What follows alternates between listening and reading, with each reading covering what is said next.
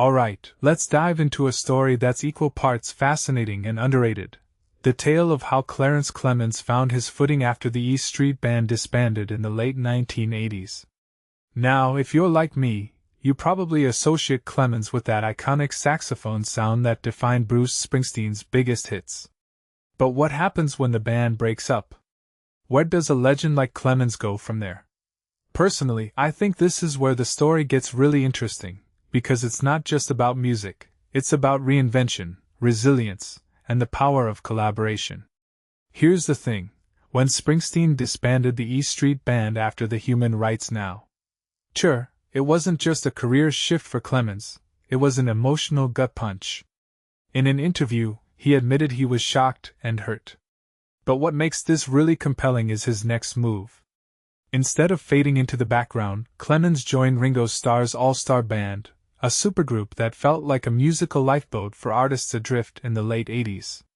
And let me tell you, this wasn't just any band, it was a who's who of rock royalty, with names like Dr. John, Billy Preston, Joe Walsh, and Nils Lofgren.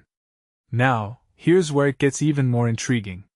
Ringo Starr himself said this band saved him during a rough patch, but I'd argue it did the same for Clemons. What many people don't realize is that Clemons had spent years in Springsteen's shadow, his saxophone genius often overshadowed by the boss's larger-than-life persona. In the All-Star Band, though, Clemons wasn't just a sideman, he was a star.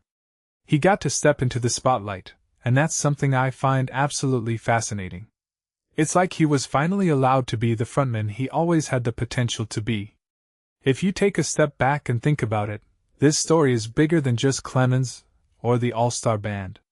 It's about what happens when artists outgrow their roles or when their bands fall apart.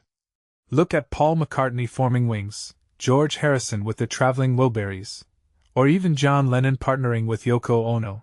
These are all examples of musicians finding new ways to express themselves after their original groups dissolved. But what's unique about Clemons' story is how quickly he pivoted and how seamlessly he fit into this new ensemble. One thing that immediately stands out is the chemistry of the All-Star Band. It wasn't just a random collection of famous names, it was a group of artists who were all at a similar crossroads. They were all looking for something new, something to reignite their passion.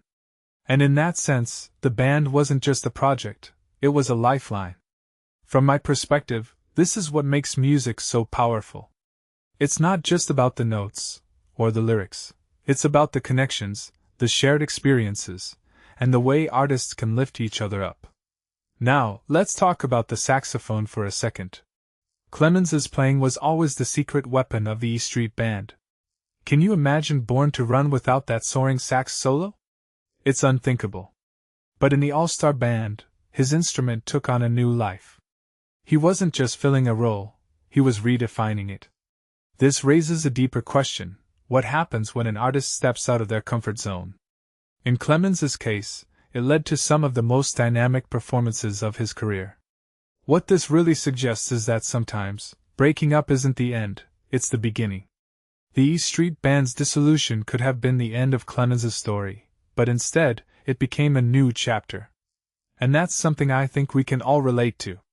Whether it's a job, a relationship, or even a creative project, sometimes letting go of what's familiar is the only way to discover what's possible. So, here's my closing thought: Clarence Clemons didn't just join a band, he joined a movement. The All-Star Band wasn't just about making music, it was about proving that artists can thrive, even when their world turns upside down. Personally, I think that's a message we could all use right now. So, the next time you're facing a setback, remember Clemons' story. Because sometimes, the best way to move forward is to find a new stage, and play like your life depends on it.